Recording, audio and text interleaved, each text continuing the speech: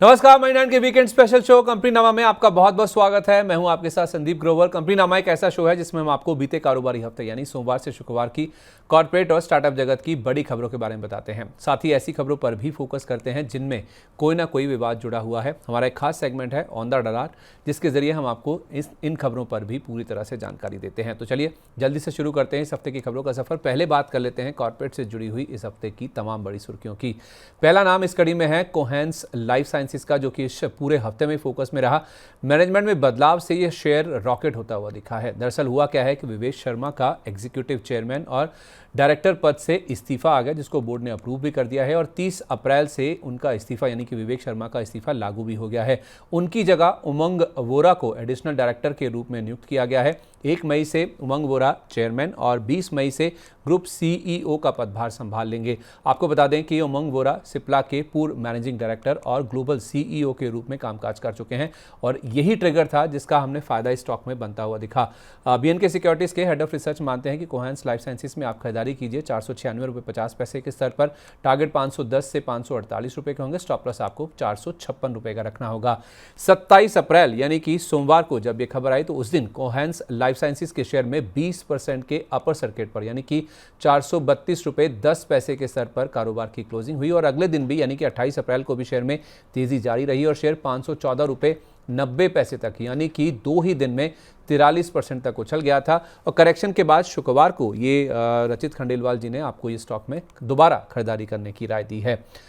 अगला नाम है सन फार्मा का। घरेलू फार्मा इंडस्ट्री के इतिहास में सबसे बड़ा सौदा हुआ है जो कि सन फार्मा की ओर से किया गया है। दरअसल हुआ यह है कि एक यूएस की कंपनी है ऑर्गेनन, जिसको इन्होंने $12.25 अरब की राशि में खरीद लिया है। विदेश में किसी भी भारतीय कंपनी की ओर से देखा जाए तो ये सबसे बड़ा सौदा है जो कि किया गया है।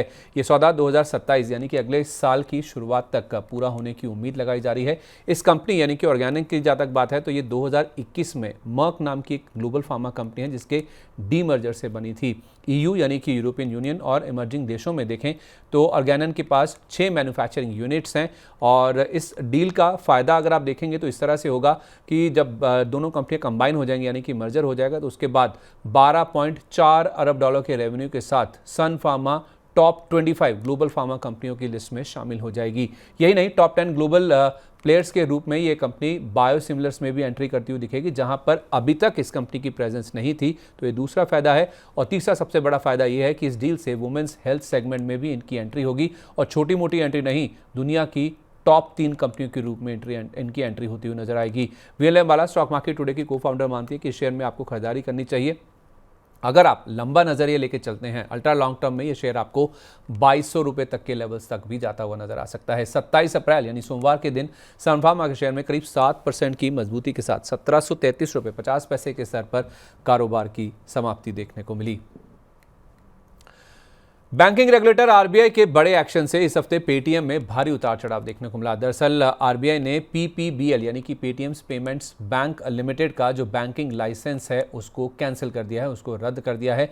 पीपीबीएल पर बैंकिंग बिजनेस करने पर रोक लगा दी गई है और किसी भी तरह की कोई भी बैंकिंग एक्टिविटी पीपीबीएल की ओर से नहीं अब फॉलो की जा सकती। इनफैक्ट ये पहली बार नहीं हुआ जब आरबीआई की ओर से एक्शन लिया गया। इससे पहले 11 मार्च 2022 को भी इस बैंक को यानी कि पेटीएम पेमेंट्स बैंक को नए ग्राहक जोड़ने पर रोक लगा दी गई थी। इनफैक्ट कंपनी ने क्लैरिफिकेशन जारी कर कहा है कि इस फैसले के बाद यानी कि आरबीआई का जो एक्शन हुआ है उससे इनके ऊपर फाइनेंशियल इंपैक्ट यानी कि वित्तीय असर नहीं देखने को मिलेगा। इनफैक्ट इस कंपनी के बोर्ड और शेयर होल्डर्स ने ऑपरेशंस बंद करने का प्रस्ताव भी पारित कर दिया है और कंपनी ने ये तक भी कहा है कि जो बाकी ऑपरेशंस है, जो बाकी सारी यूनिट्स हैं इस कंपनी की, उसके ऊपर इस फैसले का, आरबीआई के फैसले का किसी तरह का कोई असर नहीं होगा। बीएनके सिक्योरिटीज के हेड ऑफ रिसर्च रचित खंडेलवाल जी मानते हैं कि पेटीएम में आप नई खरीदारी तो नहीं, हाँ लेकिन इसमें शॉर्ट पोजीशन मत बनाइए। ये साफ तौर पे कहा, भले ही नेगेटिव खबर आई है। 27 अप्रैल को पेटीएम के शेयर में 1051.10 तक की बड़ी गिरावट देखने को मिली। हालांकि बाद में शेयर में अच्छी रिकवरी भी आई और शेयर करीब 1.5% नीचे 1132.05 के स्तर पर जाकर सेटल होता हुआ नजर आया।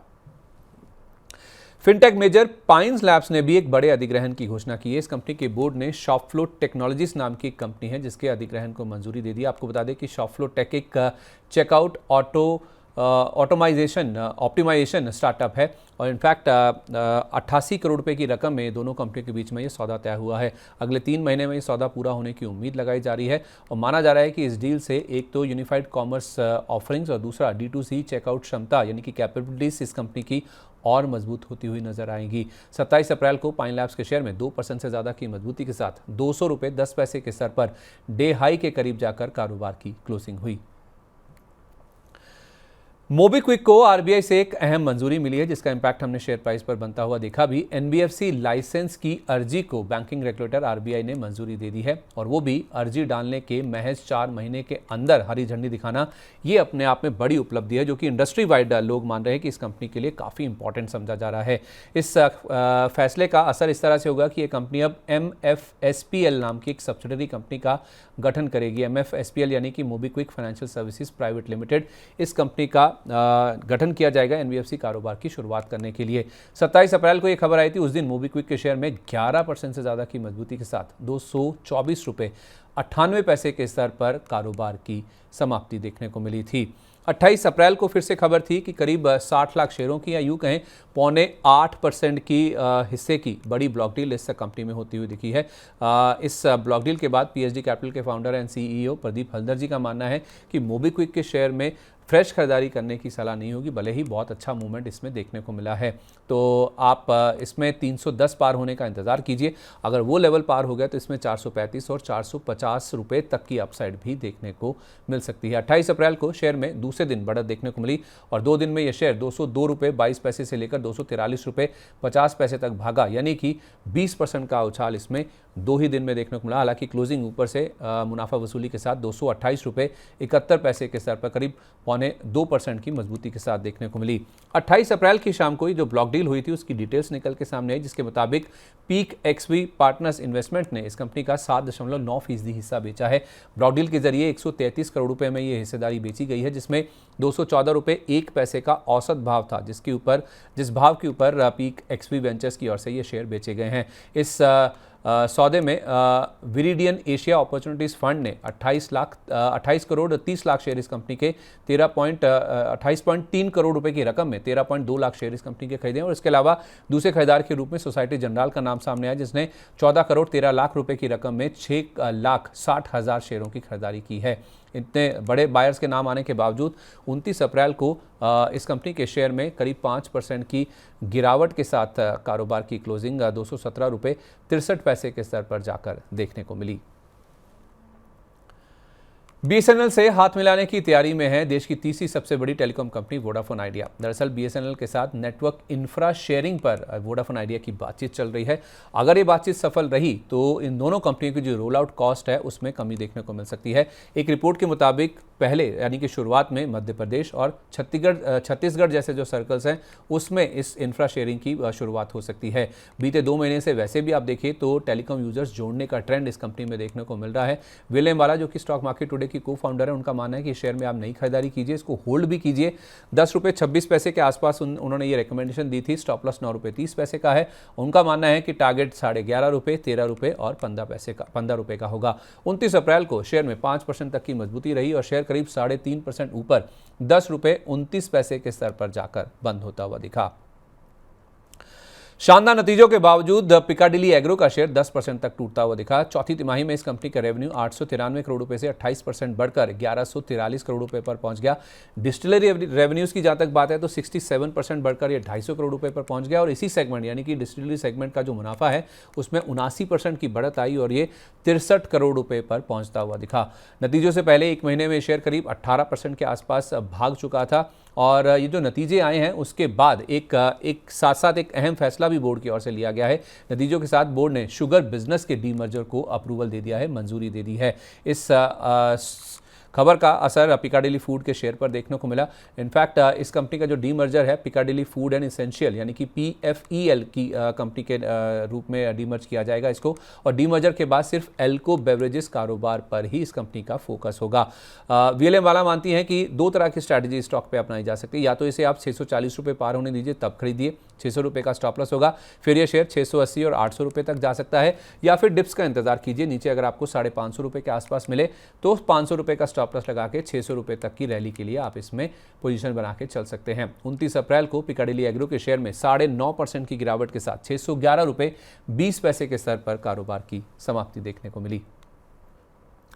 दोबारा बायबैक करने की तैयारी में है बजाज ऑटो। दरअसल हुआ यह है कि 6 मई को इस कंपनी की बोर्ड बैठक होने वाली, जिसमें नतीजों के ऊपर विचार किया जाएगा और खबर यह भी आई है कि नतीजों के साथ साथ इस कंपनी का बोर्ड बायबैक के ऊपर भी विचार करेगा, यानी कि शेयरों को खरीदने के ऊपर खुले बाजार से इसमें विचार किया जा सकता है। 2 साल में अगर ये अप्रूवल आ जाता है तो 2 साल में कंपनी की ओर से ये पहला बायबैक होगा। इससे पहले मार्च 2024 में भी इस कंपनी ने बायबैक किया था, जिसके ऊपर 4000 करोड़ रुपए का खर्च कंपनी की ओर से किया गया था। और आपको बता दें कि उस समय का जो प्राइस था बायबैक का वो 10,000 रुपए का था, जब 2024 में मार्च में इन्होंने बायबैक का अनाउंसमेंट किया था। 30 अप्रैल को जब ये खबर आई तो बजाज ऑटो के शेयर में करीब 4.5% की मजबूती रही और 9,994 रुपए के स्तर पर कारोबार का अंत हुआ, जो कि पिछले बायबैक यानी कि मार्च 2024 के बायबैक के प्राइस की बात करें तो उसके बेहद करीब आपको नजर आएगा। चलिए अब बात करते हैं प्राइमरी मार्केट की। इस हफ्ते एक नई कंपनी ने दस्तक दी है जिसका नाम है सीटीएस ट्रांसनेट इन्वेस्टमेंट ट्रस्ट। इसकी लिस्टिंग अच्छी रही है। अच्छी इसलिए रही क्योंकि एनएसई पर देखें तो इस कंपनी का शेयर 104 रुपये 60 पैसे के भाव पर खुला, जो कि इशू प्राइस से 4.6% के प्रीमियम पर है, क्योंकि इशू प्राइस 100 रुपये था। ग्रे मार्केट मान के चल रहा था कि 103 रुपये 50 पैसे पर लिस्टिंग हो सकती है, यानी कि 3.5% की प्रीमियम पर। जितना एक्सपेक्टेशन था उससे अच्छे दाम पर यानी कि अच्छे प्रीमियम पर इसकी लिस्टिंग होती हुई दिखी है और होना लाजमी भी था, क्योंकि सब्सक्रिप्शन अच्छा मिला था इसको। 20 गुना से ज़्यादा ये आईपीओ सब्सक्राइब होता हुआ दिखा था, जिसमें संस्थागत निवेशकों का कोटा 23.21 गुना और अन्य निवेशकों का कोटा 70.09 गुना भरता हुआ दिखा था। इस आईपीओ से कंपनी ने 1105 करोड़ रुपए की रकम जुटाई है, जो कि पूरी तरह से फ्रेश इशू था। ओएफएस से मौजूदा निवेशकों को कोई रकम नहीं मिली है। 29 अप्रैल को लिस्टिंग के बाद सीटीएस ट्रांसनेट इन्वेस्टमेंट ट्रस्ट के शेयर ने 107 रुपये 10 पैसे का लो छुआ और हाई छुआ और 104 रुपये 55 पैसे का इसने लो भी छुआ और कारोबार की जो समाप्ति है वो अच्छे खासे गेंस के साथ ही इस स्टॉक में हमने बनती हुई दिखी, जो कि इशू प्राइस से 6.25% ऊपर 106 रुपये 23 पैसे के स्तर पर देखने को मिली थी। वैसे प्राइमरी मार्केट में तो सेट नहीं होता है, लेकिन हाँ दोबारा लिस्टिंग हुई है वेदांता के शेयरों की और 30 अप्रैल को वेदांता के शेयर में डीमर्जर के एडजस्टमेंट के बाद जो लिस्टिंग है वो होती हुई दिखी है। एनएसई पर यह शेयर 289 रुपये 50 पैसे के स्तर पर यानी कि 62.6% डिस्काउंट पर या फिर एडजस्टमेंट के बाद खुलता हुआ दिखा। बुधवार का जो प्राइस था वो 773 रुपये 60 पैसे का था और 289 रुपये 50 पैसे अगर आप देखेंगे तो उस प्राइस के मुकाबले करीब 63% के आसपास के डिस्काउंट पर है, जिसमें चारों कारोबार जो कि डीमर्ज हुए हैं उनकी वैल्यू सामने आ गई है। 30 अप्रैल को इनफैक्ट 9:15 बजे से लेकर 9:45 बजे तक एक स्पेशल प्री ओपन सेशन भी कंडक्ट किया गया था। डीमर्जर के बाद प्राइस डिस्कवरी के लिए यह प्री ओपन सेशन किया गया था, ताकि जो बाकी बचा हुआ कारोबार है, जैसे मैंने आपको कहा 4 बिजनेस डीमर्ज हो गए हैं, तो जो बाकी बचा हुआ जिंक कॉपर और बचा हुआ कारोबार है उसकी प्राइस डिस्कवरी के लिए ये प्री ओपन सेशन कंडक्ट किया गया था। बचे हुए कारोबार की वैल्यू कोटक सिक्योरिटीज की एक रिपोर्ट के मुताबिक 282 रुपये प्रति शेयर के आसपास बताई गई थी। ओपनिंग के बाद शेयर ने 271 रुपये 50 पैसे तक का एक गोता भी लगाया और कारोबार की समाप्ति अगर आप देखेंगे तो 289 रुपये 50 पैसे का जो ओपनिंग प्राइस था उससे करीब 6% नीचे 271 रुपये 55 पैसे के स्तर पर जाकर देखने को मिली थी। तो ये थी बीते कारोबारी हफ्ते की कॉर्पोरेट जगत से जुड़ी बड़ी सुर्खियां। चलिए अब रुख करते हैं ऐसी खबरों का कॉर्पोरेट सेगमेंट की ही जिसमें कोई ना कोई विवाद जुड़ा हुआ है। और जैसे मैंने आपको बताया था शो की शुरुआत में, ऑन द रडार हमारा एक खास सेगमेंट है जिसके जरिए हम आपको ऐसी खबरों के बारे में भी बताते हैं। इस सेगमेंट में जो पहली खबर है वो है गॉडफ्रे फिलिप्स इंडिया को लेकर। गॉडफ्रे के मालिकों का झगड़ा सुलझ गया है, जिसका इंपैक्ट हमने इस हफ्ते शेयर में भी बनता हुआ दिखा। दरअसल दिल्ली हाईकोर्ट में बीना मोदी के खिलाफ जो आपराधिक मुकदमा यानी कि जो क्रिमिनल प्रोसीडिंग्स चल रही थी उसको खारिज कर दिया गया, उसको बंद कर दिया गया है। समीर मोदी ने अपनी मां बीना मोदी के खिलाफ जो शिकायत है उसको वापस ले लिया है। समीर मोदी ने बीना मोदी के साथ सेटलमेंट के बाद ये फैसला लिया है। आपको ये मामला बता दें, जून 2024 में एक एफआईआर दर्ज हुई थी जिसके बाद ये मामला कोर्ट पहुंचता हुआ दिखा था।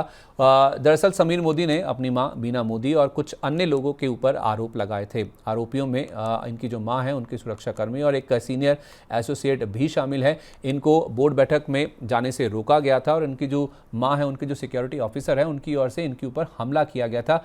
इसी को लेकर समीर मोदी ने एफआईआर दर्ज की थी और ये मामला फाइनली कोर्ट में पहुंचता हुआ दिखा था। सुनवाई के दौरान हुआ क्या, समीर मोदी ने वीडियो कॉन्फ्रेंस के जरिए इस पेशी को ज्वाइन किया और समीर मोदी ने अदालत में कहा कि उन्होंने अपनी शिकायत वापस ले ली है, जिसके बाद ये मामला अब सेटल होता हुआ दिखा है। आपको बता दें कि समीर मोदी इस कंपनी के एग्जीक्यूटिव डायरेक्टर थे और इनकी जो मां है बीना मोदी, वो इस कंपनी की चेयरपर्सन और एमडी हैं। इनका जो बिजनेस अंपायर है उसके कंट्रोल को लेकर पारिवारिक विवाद चल रहा है और उसी से जुड़ा हुआ एक जो मामला था वो दिल्ली हाईकोर्ट में चल रहा था, जिसका फाइनली इस हफ्ते सेटलमेंट होता हुआ दिखा है। इसी के चलते 30 अप्रैल को गॉडफ्रे फिलिप्स के शेयर में करीब 1% की गिरावट रही, लेकिन ये चार्ट आपके सामने पूरे हफ्ते का है। बीते एक हफ्ते में शेयर करीब 5% की मजबूती दर्ज कर चुका है और वीकली क्लोजिंग 2251 रुपए के स्तर पर जाकर देखने को मिली है। इसी के साथ आज के एपिसोड में बस इतना ही। खबरों के सिलसिले को मैं यहीं पर विराम दे रहा हूं। अगले शनिवार को आपसे फिर मुलाकात होगी इसी समय नई खबरों के साथ। तब तक आप जुड़े रहिए मनी 9 के साथ। और विदा लेने से पहले एक ज़रूरी बात, अगर आपको हमारा इस हफ्ते का शो अच्छा लगा है तो नीचे कमेंट बॉक्स में अपनी राय हमारे साथ ज़रूर शेयर करें। आप किस तरह की खबरें देखना चाहते हैं और अगर आपको ये शो अच्छा लगा है तो अपने दोस्तों को, सहयोगियों को, रिश्तेदारों को भी इस वीडियो का लिंक ज़रूर शेयर करें।